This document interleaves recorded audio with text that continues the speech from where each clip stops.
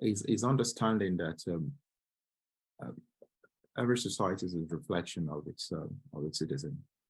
Yeah. And every leader that governs a country is also a reflection of its citizens as well. And it's a really hard truth for us as Africans and Black people to stomach.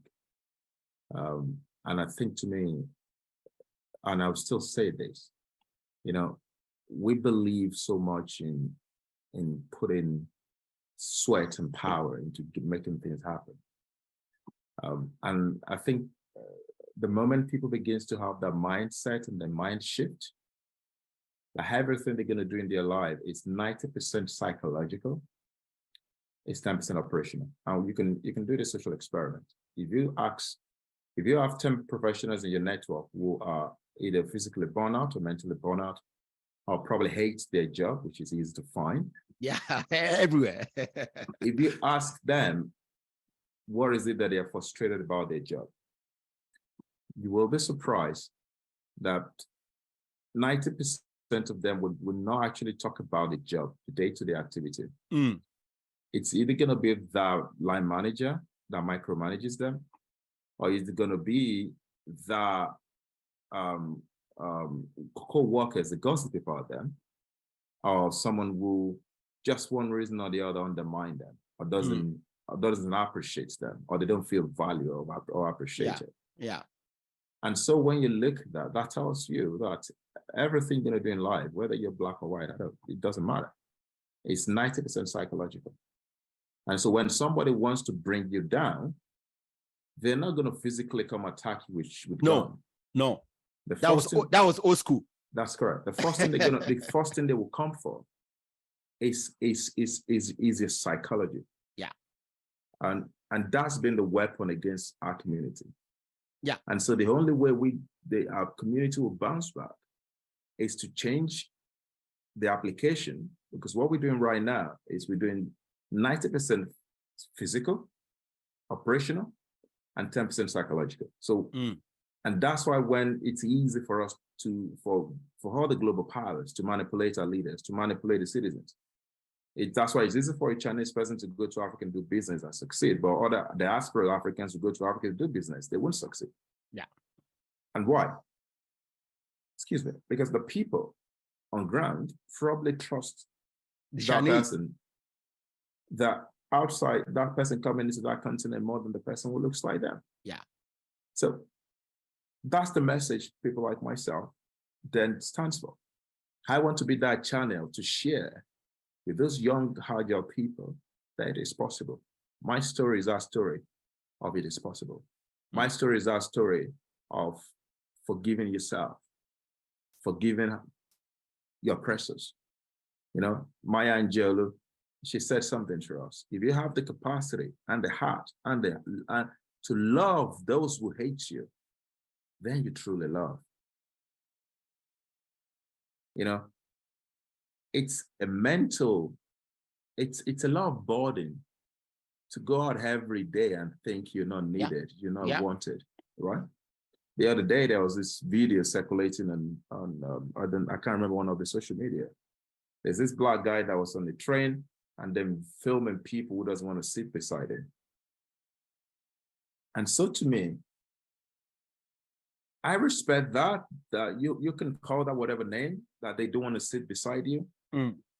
But do you also give them the benefit of doubt that maybe that's their own preference? So if people don't want to sit beside you, and that psychologically gets you to the place of you reacting to that your life is being controlled. Yeah.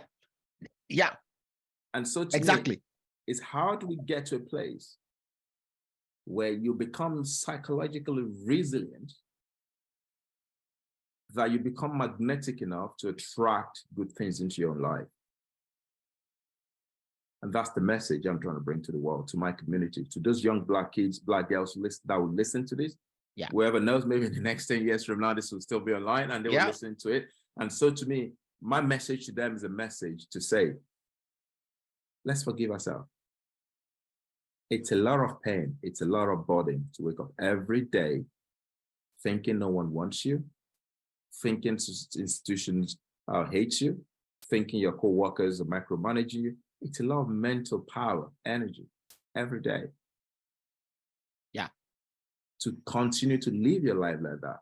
Even if you don't want to forgive these people, forgive yourself so that you can live that life. You know, I recommend forgive them. Now, yeah, you don't absolutely. forget. I won't advocate forgetting. No, but forgive them. See, the person who gains the most from forgiveness is the person who forgives people. That's correct. And so to me, that's my message. And that message is to say, it's really tough. We have to acknowledge that. And it's important to acknowledge that because we don't want to live in denial. Yeah.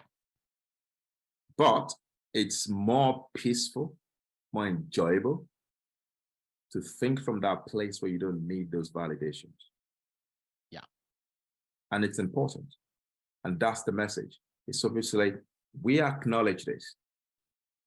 But what are you going to do about it? How are you going to respond to it?